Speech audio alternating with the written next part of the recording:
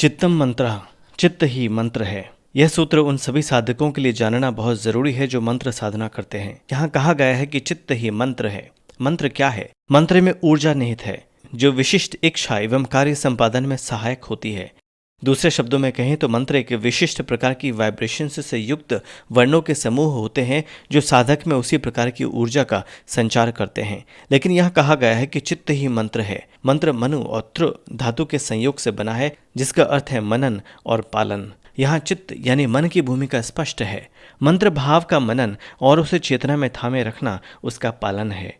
यहाँ कहा गया है कि मंत्र के वर्ण और उनका जाप सेकेंडरी है, गौण है। चित्त में जो विचार है, भावना है, वास्तव में वही मंत्र है। आप और आपका जीवन वैसा ही बन जाते हैं जैसा चित्त में भाव रहेगा। इसलिए मंत्र जाप में चेतना युक्त ध्यान और भाव सर्वाधिक महत्वपूर्ण है। यह एक गूढ़ रहस्य है। प्रयत्न साधकः, प्रयत्न साधक है। आध्यात्मिक उन्नति के लिए प्रयत्न सर्वाधिक महत्वपूर्ण है। यदि मंत्र साधन है तो उसकी उपलब्धि प्रयत्न द्वारा ही संभव है। इसमें साधारण यत्न नहीं अपितु पूर्ण तन्मयता एवं निरंतरता युक्त प्रयत्न चाहिए। यह अकृतिक यानी स्वाभाविक उत्साह से होने वाला प्रयत्न है, जबरन नहीं। यह एफर्ट तो है लेकिन अंदर से गहन भाव होने पर एफर्टलेस हो जाता है। जब आध्यात्मिक उन्नति पहली प्राथमिकता बन जाती है और उस यात्रा में रस आने लगता है, तल्लीनता आने लगती है, तब जो प्रयत्न होता है वह अनायास होता है। लेकिन इस स्थिति तक पहुंचने के लिए साधारण प्रयत्न की भी निरंतरता आवश्यक है। फिर तो यह हमारा स्वभाव बन जाता है।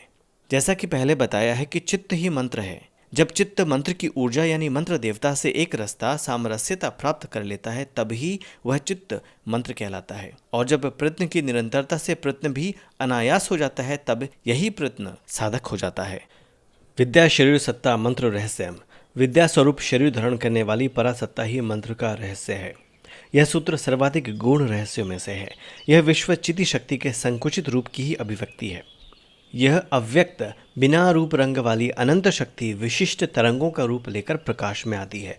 वाइब्रेशन ही पहला भौतिक तत्व है, स्पंदन है। यह स्पंदन अपने मूल स्वरूप में बेसिक साउंड्स से, जिन्हें वर्ण कहते हैं, अभिव्यक्त किया जाता है। इन्हीं के आपस में मिलने से कॉम्प्लेक्स वाइब्रेशंस उत्पन्न होती हैं जिनसे विभिन्न भौतिक पदार्थ निर्मित होते हैं। यहाँ यही रहस्य कहा जा रहा है कि अव्यक्त जिस वाइब्रेशन में व्यक्त होता है तो वही उसका स्वरूप प्रकटन है, अर्थात वह ध्वनि ही उसका शरीर है।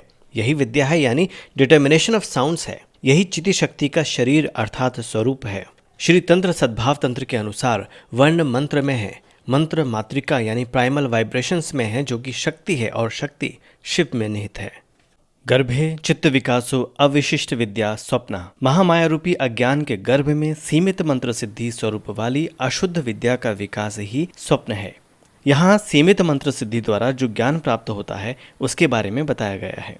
महामाया अज्ञान का कारण है जो आभास मात्र वाले विश्व को वास्तविक अनुभव कराता है।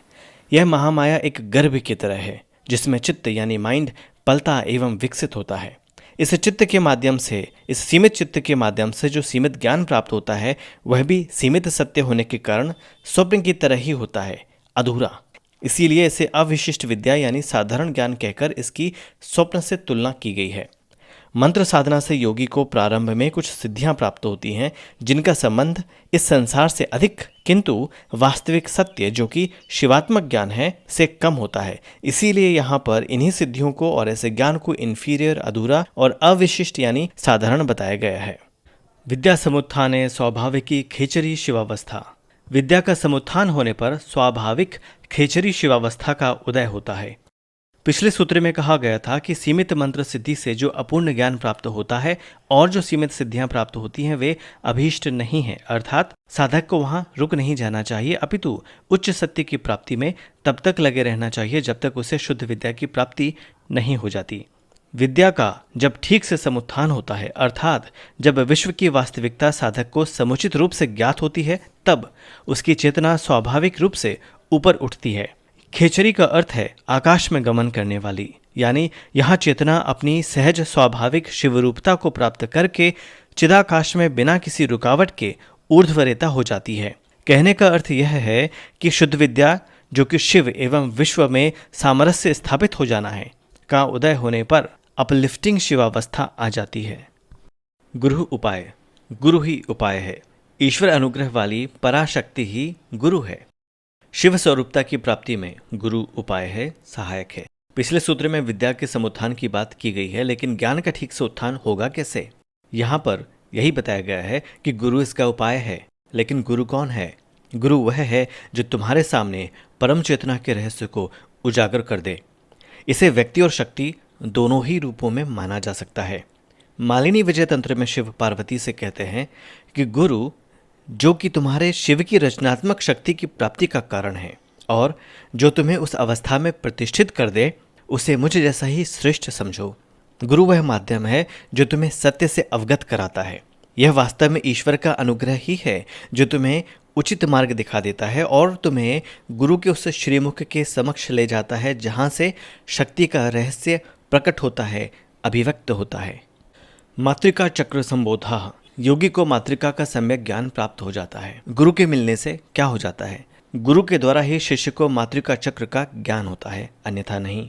जैसा मैंने पहले बताया था कि मातृका इस ब्रह्मांड की इकाई है, शब्द ज्ञान है, ध्वनि की, वाइब्रेशंस की वह भाषा है जिससे इस विश्व का ताना बाना निर्मित हुआ है। यही वह स्पंदन है जिसके विभिन्न प्रकार के संयोजन से प्रकृति के विभिन्न तत्व क्रमशः अस्तित्व में आते हैं। आधुनिक भाषा में कहें तो यह वह कोडिंग है जिस पर यह विश्व आधारित है। सब कुछ इसी भाषा पर टिका हुआ है।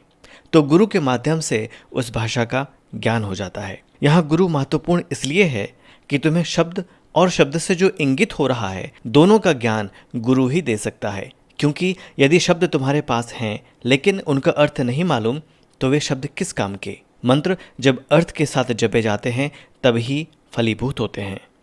शरीरम हवि, शरीर ही आहुति है।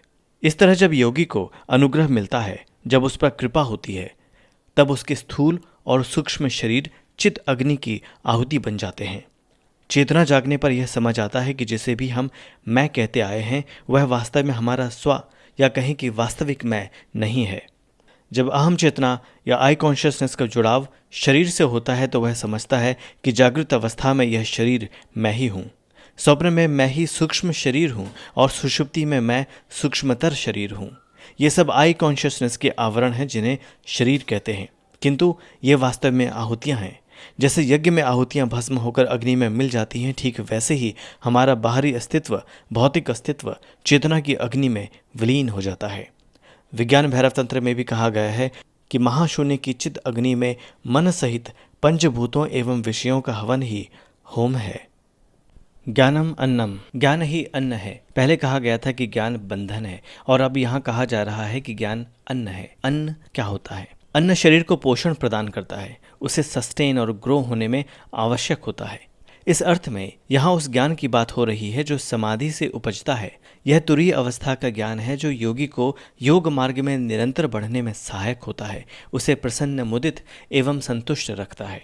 दूसरे अर्थ में जो ज्ञान बंध है उसे योगी भक्षण करके उसका रूपांतरण करता है, ट्रांसफॉर्मेशन करता है। जैसे भोजन में अनेक प्रकार के स्वाद होते हैं, वैसे ही संसार के विकल्पात्मक ज्ञान यानी डिफरेंशिएटेड नॉलेज को योगी भक्षण करके उसे परम ज्ञान के परिप्रेक्ष्य में ही देखता है, उसे असिमिलेट कर लेता है, यानी उसकी अवेयरनेस उस ज्ञान के बंधनात्मक स्वरूप को तिरोहित कर देती है। अवेयरनेस, जागरूकता ही ट्रांसफॉर्मेशन का कारण है। जैसे जैसे जीवन में होश बढ़ता जाता है, प्रज्ञा का उदय होता जाता है। एक साधक के लिए अवेयरनेस ही सब कुछ है। विद्या संहारे तदुत्थ स्वप्न दर्शनम, विद्या के संहार से या कहें शुद्ध विद्या के लुप्त हो जाने पर अविद्या माया द्वारा उत्पन्न होने वाला भौतिक अनुभवों का संसार पुनः मन पर छाने लगता है। जब साधक प्रारंभ में ध्यान की गहराई में उतरता है तब उसे जो समाधि प्राप्त होती है वह उसे शुद्ध ज्ञान प्रदान करती है। किंतु योगी जब निरंतर अपनी अवेयरनेस को बना के नहीं रख पाता तो वह पुनः अपनी सामान्य अवस्था में गिर जाता है। उसका यही पतन शुद्ध विद्या के क्षीण होने का कारण बनता है। इसी कारण वह पुनः भौतिक विश्व के दृश्यों, बिंबों और अनुभवों के संसार में लौट आता है, जो साधारण मनुष्यों के लिए जागृत अवस्था है, लेकिन योगी के लिए माया द्वारा उत्पन्न स्वप्न है। इसलिए शाक्तोपाय के इस अंतिम सूत्र में कहा गया है कि अवेयरनेस का निरंतर बने रहना अति महत्वपूर्ण है। अवस्था, स्थिति और परिस्थिति कैसी भी हो, अवेयरनेस बनी रहनी चाहिए। अगले अध्याय आणवोपाय में बताया जाएगा कि इस अवेयरनेस को कैसे योग के साधनों द्वारा बना के रखा जा सकता है।